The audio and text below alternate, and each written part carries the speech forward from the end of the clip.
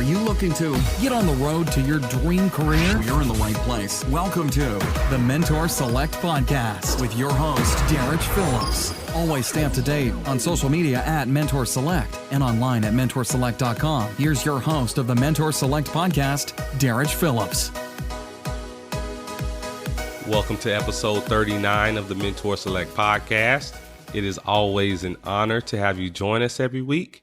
If you have not had a chance to like, subscribe, and review the Mentor Select Podcast on iTunes or whatever platform you listen to the podcast, please be sure to do so. Every week, we bring you high quality virtual mentorship from our guest mentors. These are people who absolutely love what they do, and they believe that what they're doing as a career is actually making a difference in the world.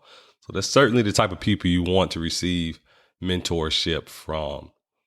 It's been an exciting week for me. I'm finishing up all of the final details to launch my book next week. I'll be launching officially May 1st. My book will be for sale on my website, also Amazon. So I'm thrilled to join the ranks of being a published author. And next week will be a special episode where actually my wife interviews me about my writing process, my inspiration behind the book, and just gives you a lot more behind the scenes of what it took for me to get to this point. So be sure to tune in for that episode. But this week we have Jamar Beall, who is a cybersecurity professional on the Mentor Select Podcast. And today he's going to share with us his journey to becoming a cybersecurity professional and also just his perspective on mentorship and how he goes above and beyond to really increase the percentage of minorities that pursue cybersecurity careers. So definitely get comfortable, pull out your notepad, and get ready to be blown away by Jamar Beall. All right. Today we have Jamar Beall on the Mentor Select Podcast. Welcome, Jamar. How's it going? Thank you. Great. How are you? Man, it's great, man. I can't complain about anything. I like to hear that. Certainly. Well, we're glad to have you today. So, Jamar, on the Mentor Select Podcast, we really like to get to know our guest mentors a little better. So do you mind sharing something with us that most people don't know about you? You know, I'm a pretty open book with most people, so I try not to reserve a whole lot about me. So I feel like everybody who knows me knows the world about me. But one thing I guess that a lot of people don't really know is that I have twins. Most people see them and they think they're like different ages, but now they're twins. Boys or girls? Two girls, man. Yeah, wow. It's a whirlwind every day. That is fantastic. Cool. Yeah, I didn't know that. Awesome. Well, Jamar, here at Mentor Select, we really encourage people to follow their passions because we feel that is the roadmap to the dream career. Can you tell us how you're following your passions? Yeah, that's a good way to actually start with it, man, because I believe, passion is what propels us, whether we know it or not. Yeah. I like to personally feel like I'm always in control of my passions and tracking them down every single day. But I'm passionate about, just being progressive, generally speaking, as one of the most important things about me. I'm very competitive, but, I'm reasonably competitive at the same time. So, and the way I keep it reasonable is because I'm not, trying to compete against Michael Jordan playing basketball in his prime, but more so I compete against myself from yesterday. So I feel like as long as, I'm focusing my passion on the perpetual advancement on a daily basis, and I feel like I'm doing, great strides. Yeah, I love that. Person I interviewed a while back, Chris Gardner, he said his football coach used to always tell him that you only got two options every day, to get better or to get worse. There's no in between. Yeah. You didn't get better that day. I mean, you got worse. Not to belabor on that too much, but the reality is, if you stay stagnant in one spot as opposed to perpetually getting better, the rest of the world moving behind you, you fall back. So you have to always be focused on the horizon and realize that the world keeps turning and move with it. Definitely. Love it. So what career field are you in? Cybersecurity as the primary focus. But then, I'm not necessarily one that believes you have to only be completely saturated by one thing.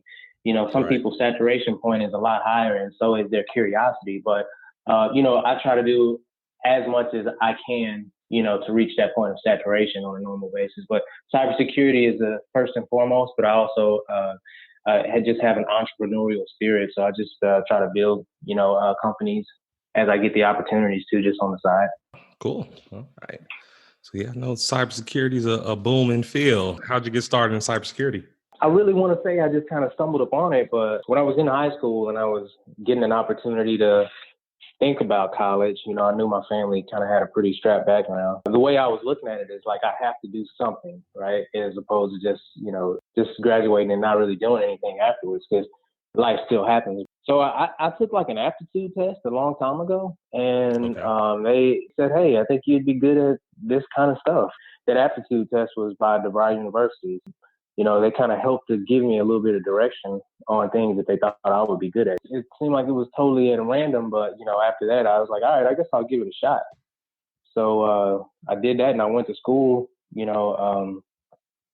was a 2.5-year program, which, most people go to college for 4 years, but, it was essentially signing up to be going to school all year round and, taking double time classes. But, they were like, for those who are ambitious, it's possible. So I was like, you know what?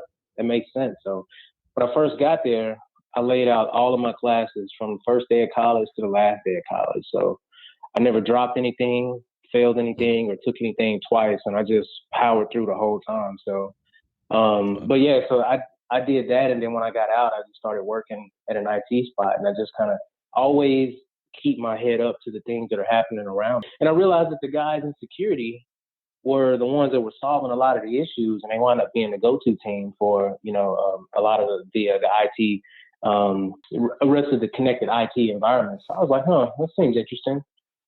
Man, I did everything I could to get into it after I realized that they were solving all the problems. Okay, cool. So you mentioned as far as like planning out your whole classes and everything. So you always been a planner like that? Yeah, pretty much, man. I like to just be in control of as many things that are in my peer view as possible.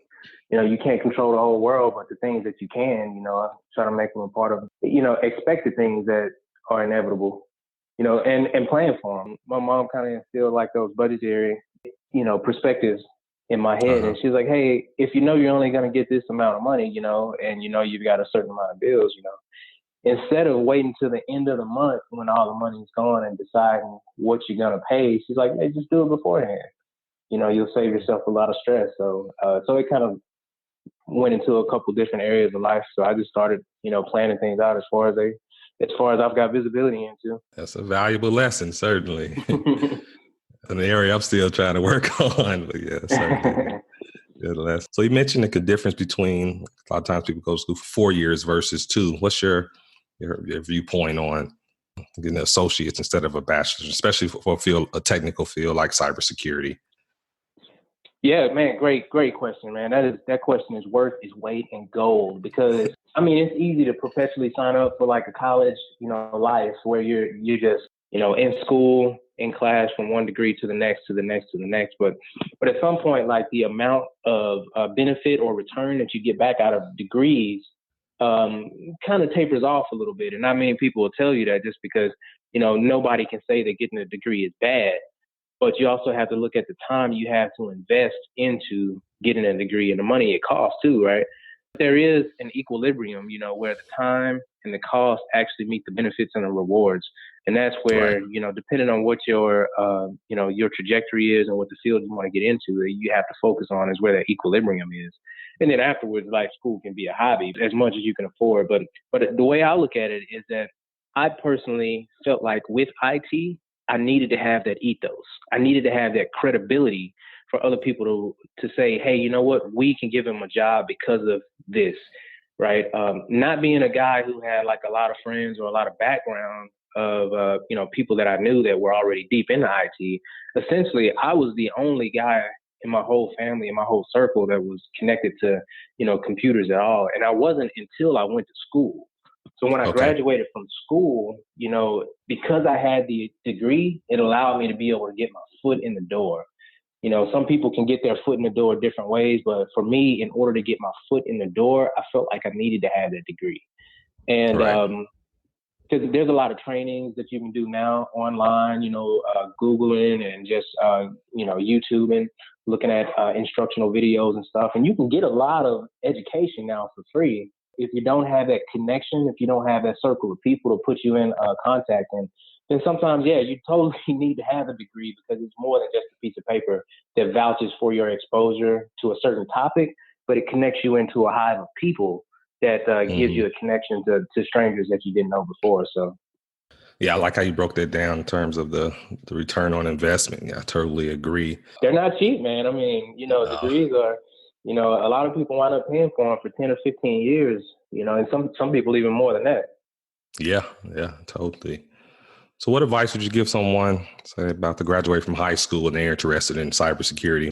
What advice would you give them as far as which route to take? And I'll say this, in a couple different facets, but, specifically about IT, I say get exposed to as much as you possibly can.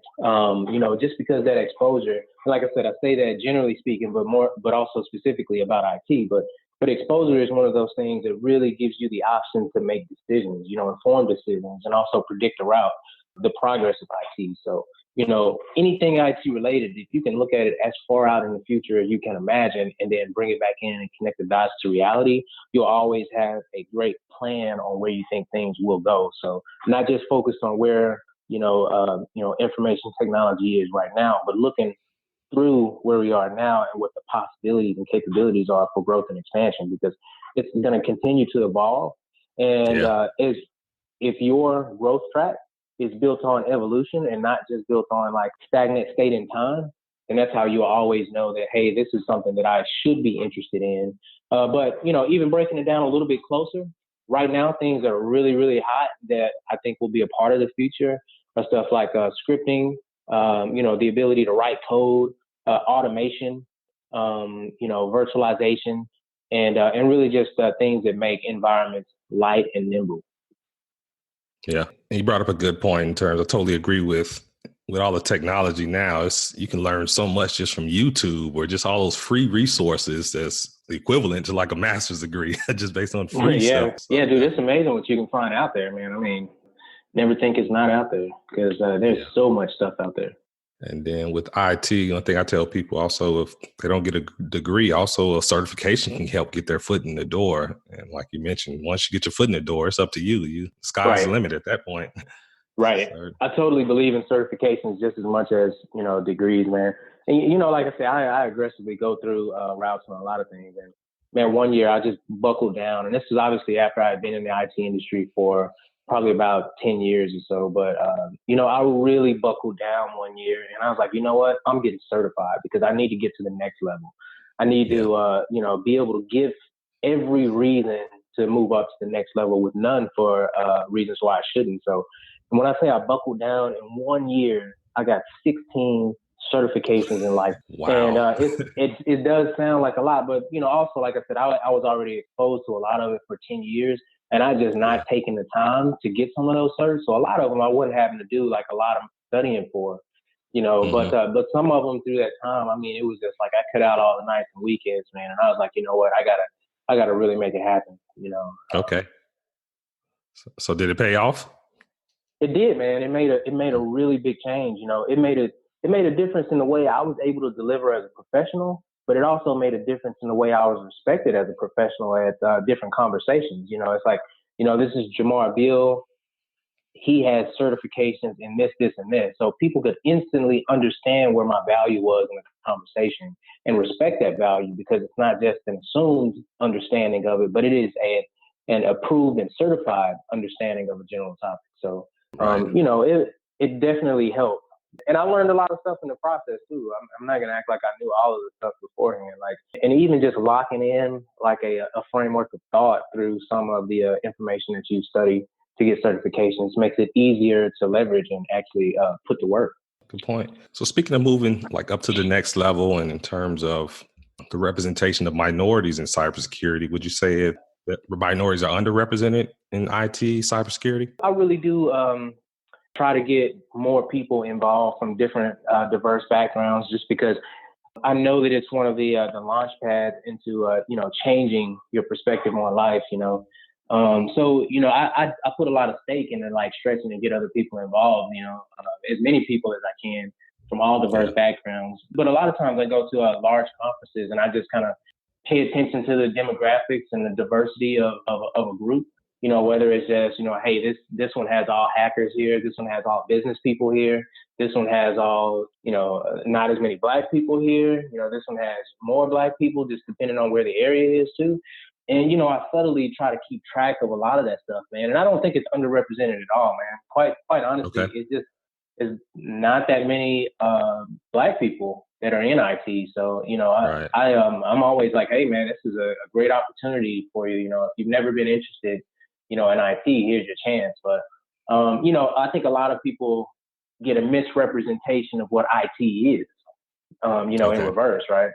So when guys are thinking, you know what, hey, I really don't want to be in IT. I don't want to be a hacker. I don't want to be a computer nerd or anything like that. What they're neglecting to realize is that a lot of positions in IT are not just that, but they're executive positions, they're chief positions, they're, advisor positions, where they're very authoritative, powerful positions, and not just the guy that you would think that's, in a basement or a closet just hacking away at something. So, but because it's not like looked at by a lot of people as like a sexy, really interesting type career, then I think that it gets kind of, neglected as like a real trajectory or where people want to go with their career. Ultimately, they're like, it really doesn't seem like a lot of fun, but they're not looking at the benefits of it, right? For one, it gives you a way to take care of yourself and your family. Yeah. For two, man, I've traveled, half the world doing IT stuff already. I've been, to, a large part of Europe, to the Middle East. I've been, Canada. I mean, like, I've been, to the Caribbean and stuff. I've been a lot of really cool places because I'm in IT. And these trips have been, propelled by projects or stuff like that. So, when other people ask me, and I'm like, oh no, dude, I'm loving it, man. They're like, but you're not really like a hacker type computer guy. Like, I mean, I was like, I know. I just do stuff. You're one of the cool IT guys, like security guys. Yeah. I'm the same way. I always tell people, especially with IT, cybersecurity, that's the best kept secret. And for minorities, whether it's African Americans, women, or whatever, a lot of companies are looking to hire minorities and women, and it's just it's there for the taking. You're right. Yeah, dude, you're right. You're absolutely right. Yeah, there's a lot of initiatives by large corporations to make sure that they do have inclusion, and diversity. So, where in the past, some people would, try to have a name that kind of doesn't really match their true identity just to kind of get their foot in the door. Like, I think with IT, sometimes it can be to your benefit that you, have a diverse background. So yeah. Yeah, that's been my experience. It's been a competitive advantage being a minority in IT. So yes, I totally agree. And that was one reason I certainly wanted to have you on the podcast. When I met you, it's been a while, at least 4 years now.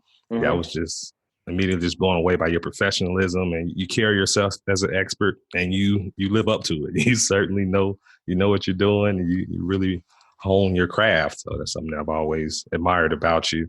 And then can tell that you're passionate about what you do. And it's a lot of people who they're not passionate about what they do. They're just there for a paycheck. And it's clear that, hey, you love what you do and you're great at it.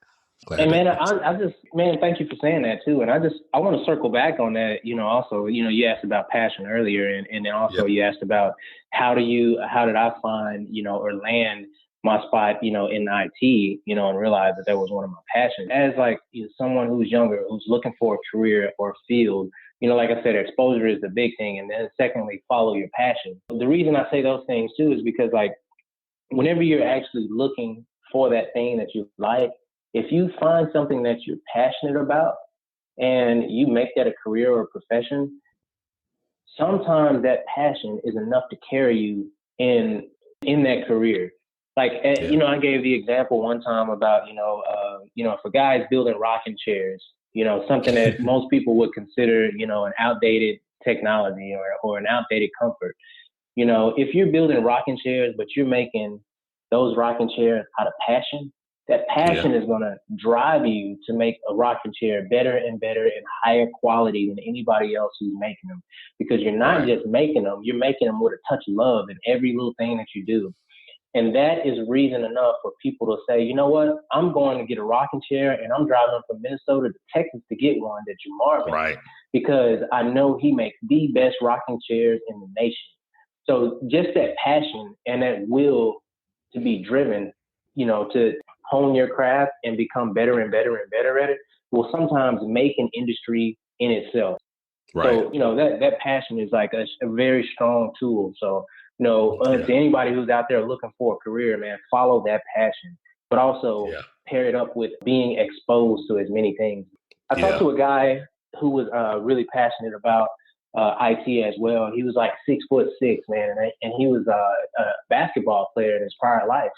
And he said that he is more passionate about IT security than he was about basketball. And he said he's glad that he actually got into the industry and he did it. And now it's like one of the most driving things in his life. So it's passion is one of those things, man. Just get it, latch on to it. And it doesn't have to be IT security, but, if you get exposed to things, and I go all the way in on stuff, so I can make a real decision, a real informed decision if I like something or not. I'm going to give one more bit too. I know I'm going on about that, but so when I was growing up, good stuff. When I was growing up, man, I wanted to be a firefighter and I wanted to be an architect.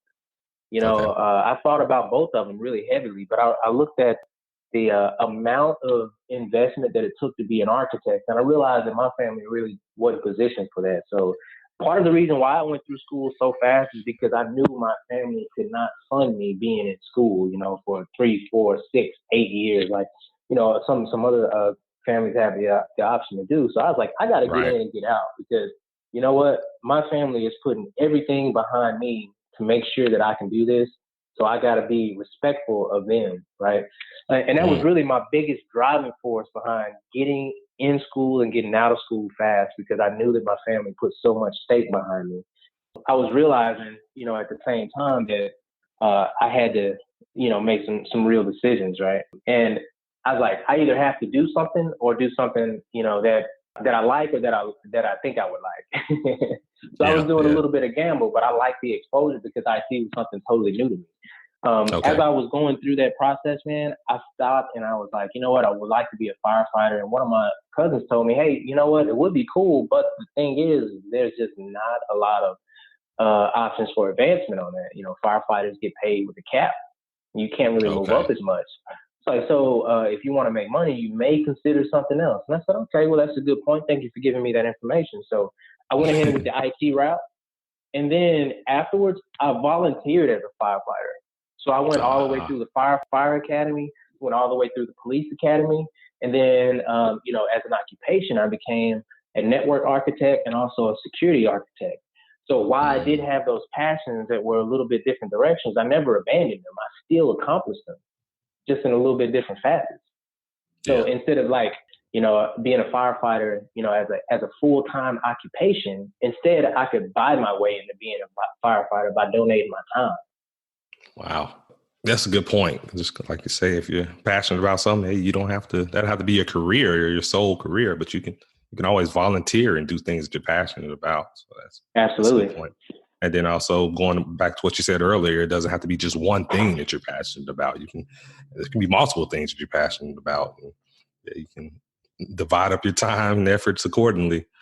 That's cool. Another good thing what I think is really inspirational about your story is I can relate to, for me, I joined the Army for a similar reason. Like I knew my family couldn't afford to pay for me to go to college. And I knew, hey, I needed to be independent day one after high school. So that was a big for me. But another thing I really find inspiring about your story, you've been highly successful in cybersecurity in your career. And you went to DeVry, and not to knock DeVry, I think it's a great school especially for IT. But a lot of people look down on it like, oh, it's not Stanford, or it's not this 4-year degree. But your story proves you don't need that. You don't need to spend $100,000 to get the skills necessary to be successful. I really love that about your story. Yeah, I mean, dude, I meet IT professional executives and stuff that went to DeVry all the time. I mean, all the time. There's a lot of people who actually use DeVry as a great launchpad, man. And they do have a great curriculum. They do have great teachers with real world experience. I mean, it is actually a really, really good school, man. And I'm glad I went there. Because it's a private university as opposed to, being like a state or a state university or something like that. But so they've got the flexibility to do things that a lot of places can't do. So, man, I really am glad I went there. Now, granted, I did feel like I lived most of my college experience after college, but Yeah. I still, yeah. But yeah, anyone listening, certainly don't knock a 2-year school or DeVry or anything like that. It can pay off, certainly, and you get just top quality education there as well. Certainly don't limit your options. Right. So Jamar, what do you find most rewarding about your career? Man, that's a good question. Man, I'm like a builder, right? So, two things are, one is I like to be able to build things that never existed before. So I get the opportunity to go in and solve people's problems and build a solution for it. So I walk in and I'm like, hey guys, I know you guys are having some problems. Let's take a moment and kind of go over them. So I get a good understanding and explanation of the challenges that they're facing. And then I get a chance to go back to the drawing board and create solutions. So just to be able to create and implement things that didn't exist before, that's actually solving a problem and serving a need, that's very, very rewarding. But even after that, once you put a solution in and then you walk back to it, like 5 years or 8 years later, and it's still up and running, or you find out that, you created a solution, and then I've created solutions before that had like a 5-year, roadmap on it, right? And I was like, hey guys, you guys have a really big problem, but in order to get this, you're going to need to do this and walk through this 5-year track. And then seeing, documented in like a big broadcast or, a news article that, hey, these guys have made a big change and they're saving money, and, they're faster and more nimble. And I'm like, hey, that's totally, the thing that I recommended to them 5 years ago. They finally have worked through the whole thing, and now it's a success story for them. I changed the face of that company. I may have actually saved, that company or a big part of it, or a big part of their workforce, or giving them the ability to continue to grow at the speed that they wanted to. So whenever I see things like that, man, it's extremely rewarding because I can look back and be like, I really did help that client. I helped that company to get to the place they were trying to. Wow. Yeah, that is rewarding, certainly. But let's say when there's difficult times in your career, what keeps you motivated? What keeps you just going? Yeah, I mean, don't get me wrong. It's not going to be all, sunshine and rainbows, but, the difficult times, man, really is that, like you said, I'm a big thinker, and I think about the opportunity at the end. And, when it's really hard, I'm like, you know what? I know this is going to be one of the hardest points. And when I was writing out a roadmap or something, I expected this to be one of the most challenging. But not just focusing on where you are at the moment, but just looking through it and looking at, hey, this thing is going to work and this is how it's going to work. But then that, and then also, my family too, knowing that I'm not just doing this for myself either, right? But, it does pay the bills. And, my family looks up to me as a leader. They look up to me as a motivator. They look up to me as someone who's going to provide and just give them all their essential needs. Sometimes when I get home at night and I realize that there's a house full of people, my wife and my 3 kids, that all look up to me to provide for them and take care of them. I mean, that's one of the most motivating things, you could ever imagine. But then, also think about stuff like I like working too, man. I like to be consistently progressive, man. I like to be like, hey, man, I got that done. Now what's next? What else can I accomplish? Like I said, I'm competitive, man. So I compete against myself, and I keep looking at like, are you going to get it done or are you not going to get it done? So it's absolutely, right? So, man, I just, the allure of success, I think is probably the best way to sum it up, on that side of it is what's so rewarding, the allure of success. Because you know what, man, success is always, the ultimate revenge, whether it's just, to anyone who said you couldn't do it or, to you, thinking you couldn't do it, success is always the ultimate revenge. I mean, it's nothing better. Yeah, I totally agree. I was recently watching acceptance speech from Matthew McConaughey, and he was saying how he happens to be from the same hometown as me too, Longview. Oh, really? So, awesome. Where's that from? From where? Longview.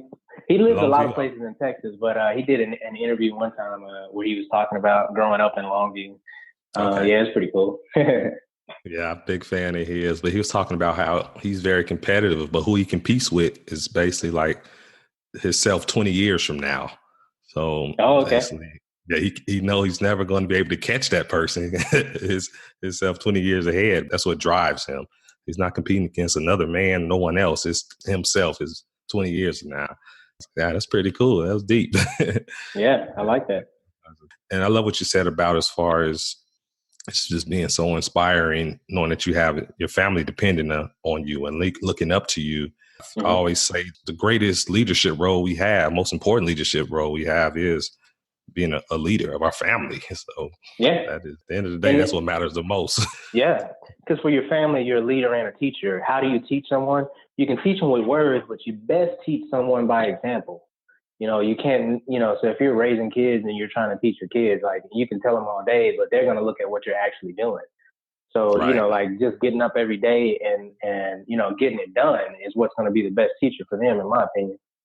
Yeah. Most people learn a lot of old school sayings the parents used to say, do as I say, not as I do. But I don't work that way. Right. You got to lead by example, certainly. Indeed. How has mentors played a role in your life? That's interesting because I do always believe that you should have a mentor and also be a mentor, no matter what the age is, right? So, Yep. Even if you're 6 years old, you can be the best mentor to a 4-year-old because now you can relate to them. And also, if you're 6, you got to have somebody guiding you, but that never should, fall off, even as now when I feel like I'm a seasoned professional and I've got the ability to be a mentor to a lot of younger people. And I do try to do stuff like career day. But then also look up the chain because, there's a lot that can be learned and say success leaves clues. But then also you have to realize that if someone has lived a life, even if it wasn't the same life that you lived or during the same lifespan, there is definitely some takeaways from, everybody's perspective. But I choose my mentors wisely. I choose them, based on, relationships, based on experiences and exposure. So, I don't try to just take the advice and guidance from anyone, but I am really, really guarded about those that I keep in my inner circle, and even more so about those that I, take advice from. I totally have picked a few mentors in my life. Some because they've been really, really successful. Some that have been really accomplished, and for some just because they have extremely great perspectives on life, because they have a good overarching concept of what, life means and, how to work through some of the difficult times of life. Mentors can be like one of the driving factors for you as well and helping you to define what a new goal that's actually worth chasing. But right. Yeah, dude, I love, the idea of having a mentor and having someone that I can actually go to whenever I'd like to see clarity or even just bounce an idea, off of. Yeah, it works well from both sides because usually like mentors like to, feel like they're doing their part and being a mentee as well. Right. Yeah, you bring up a good point in terms of something I believe in, that everyone has the ability and experience to be a mentor to someone. And it's usually a two-way relationship because, right. One of my recent person I was mentoring, he was a high school senior in high school.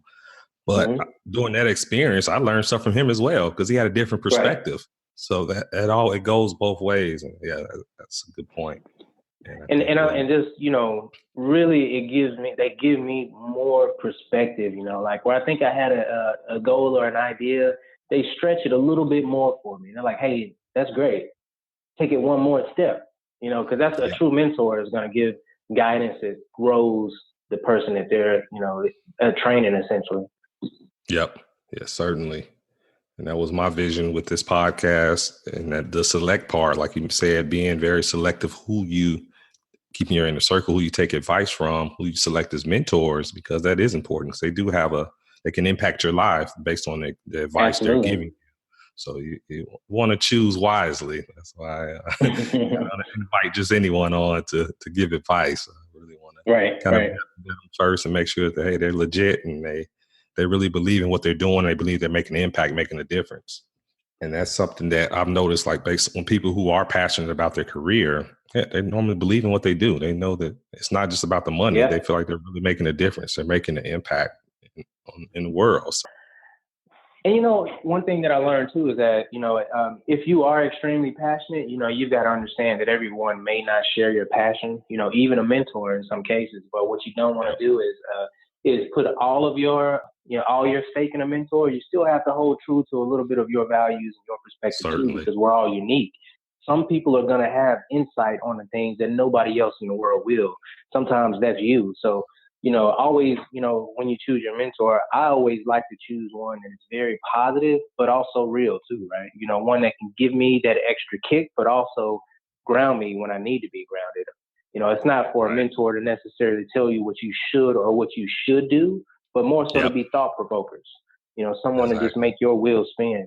I look at like a guy like LeBron James, and he's one of the greatest basketball players playing. He'll have one of the greatest legacies. Arguably, some people would say he's the best, but he's in the top. We'll just say that, But I think about a guy like that when he was like 13 years old, and he had to be coached. Like most of the people that could coach him, his high school coach or whatever, didn't have the aptitude that he did. Didn't have the expectations of being that great, because there's only been a few people in basketball that have been that great. But what he had to do was still be able to choose mentors that could not, even if they couldn't get to where he was going, still provide him something.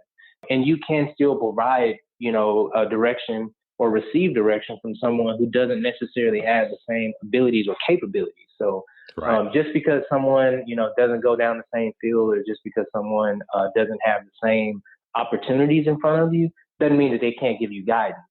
I talked to one person who actually learned how to swim from someone who was handicapped. Not that they couldn't swim at one point in their life, but at the moment they could not swim. So their mentor does not always have to be in a more, ideal spot than you, but it's the perspective that really makes the difference. Yeah, that's a great point. I always see it as a red flag if someone's telling you, okay, you have to do things this way. That's not a good mentor. That's not good advice, because for every time someone say you have to do things one way, there's plenty of examples of people done it a completely different way and had the same result. You just take certain advice with a grain of salt, but never feel like you just have to do something a certain way. There's so many ways to do things. Yeah, certainly. Well, Jamar, you've been certainly great, giving us a lot of wisdom, advice. Do you have any parting words of advice for the listeners before we let you go? Man, I just want to say is that overall, on your road to success, whichever road that may be, always just pay attention to everything around you. Always look at those detours, whether you decide to take them or not. But more so than anything, make sure that you keep your eye on the horizon and realize that the world keeps turning, because just being open and aware to the things in the world and being able to respond to them as they come up will really give you the trajectory that you need to keep being successful and to keep moving forward. There's nobody who's going to be able to live your life for you, so you always have to be in the pole position of your own life. Couldn't agree more. Certainly. Well, Jamar, if any of the listeners wanted to get in touch with you, what would be the best way?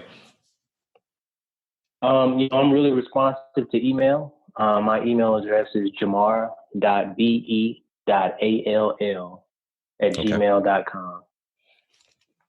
Awesome. Yeah, make sure to put your email in the show notes. And anyone looking for advice in the cybersecurity field, Jamar is a man, certainly. Or any life advice, clearly. You're on the right track. Certainly. Well, Jamar, we appreciate you volunteering your time. Yeah, thank you for having me on. Sharing your wisdom with us, man. Certainly have to have you back. I know you're going to do a lot more great things in the future, so we'd love to hear about them in the later date. All right, I'll give one more plug too. I do have a big social media app coming out pretty soon. It's called Tag On, something that we started from the scratch, and hopefully it'll be big enough to rival Facebook. So it's one that's got a lot of potential on it. So it should be dropping out toward this last part of the year, so in a few weeks. Okay, so it says it's going to be a social media site? Yeah, it's an app called Tag On. Oh, app, okay. Yeah, I'll add that to the show notes. And any other info you want me to put out there for that, I'll be happy to. So, no, that's good, man. Looking forward to checking it out. Thank you. That was a phenomenal interview with Jamar Beall. We really appreciate him sharing just all of his experience and those golden nuggets that he gave us. Be sure to reach out to Jamar. I'll leave his email in the show notes, but he's always willing to provide mentorship and just career guidance if you're just not sure which direction you want to go. And especially if you're interested in cybersecurity, certainly reach out to Jamar. He will be glad to help guide you in the right direction. I'll be back next week with another guest mentor, so be sure to tune in. Thanks so much for listening to this episode of the Mentor Select podcast, helping you identify and follow your passions. For more great content and to stay up to date, visit mentorselect.com and Mentor Select on social media. If you enjoyed today's episode, please rate and review, and to join the email list to receive weekly emails that contain valued guidance for your career. We'll catch you next time.